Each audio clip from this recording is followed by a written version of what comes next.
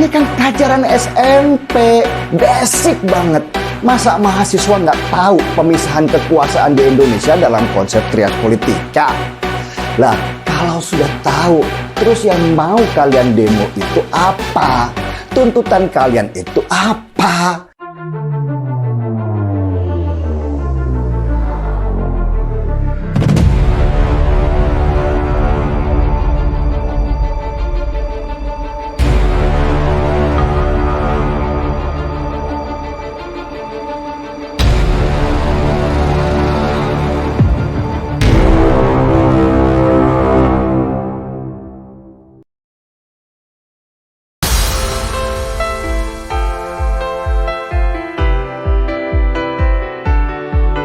Mahasiswa sekarang adalah potret buram Indonesia di masa depan.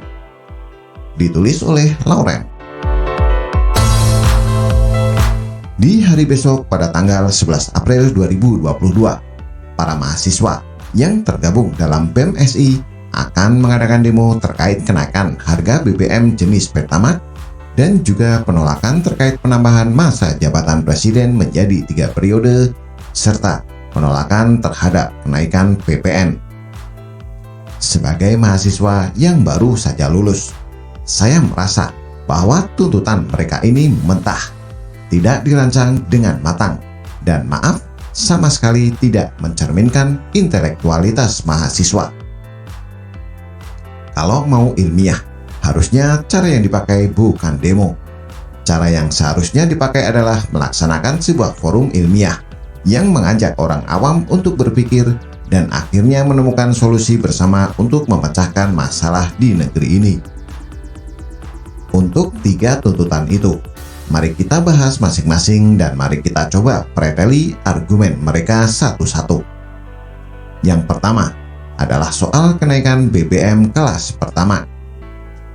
Sejujurnya saya ingin ngomong ke mereka, pengguna Pertamax di Indonesia itu tidak banyak. Hanya orang-orang berduit saja yang pakai Pertamax. Walaupun dalam beberapa sisi, argumen itu tidak berlaku karena ada juga mas-mas ojol yang pakai Pertamax. Bahkan saya sendiri pun yang adalah mahasiswa juga pakai Pertamax. Alasannya sih sederhana, karena saya merasakan bahwa Pertamax itu baik bagi motor saya dan bagi lingkungan. Apa saya harus jelasin ke mereka bahwa Pertamax memiliki nilai oktan yang lebih tinggi, dan karena itu pembakarannya relatif lebih sempurna hingga baik untuk kendaraan serta lingkungan? Sebenarnya sih kalau mau memilih yang baik bagi lingkungan, saya ingin mobil Tesla punya Elon Musk. Cuma karena mobil Tesla itu mahal dan di Indonesia masih jarang ada pos pengisian daya, saya pun melakukan apa yang saya bisa untuk saat ini dengan cara menggunakan Pertamax. Sementara itu, buat para mahasiswa, apa kontribusi lu untuk kelestarian lingkungan hidup? Kalian demo saja seringkali malah buang sampah sembarangan. Wahai mahasiswa, jangan hanya karena lu udah kena sumpel duit sama bohir, lu jadi menggadaikan intelektualitas lu. Bagi gue, mahasiswa yang menggadaikan intelektualitasnya demi apapun tidak layak lagi disebut mahasiswa. Lu lebih layak disebut mahasewa. Masa mereka demo Pertamax naik? Lah kan Pertamax memang BBM untuk orang kaya dan nggak disubsidi oleh pemerintah.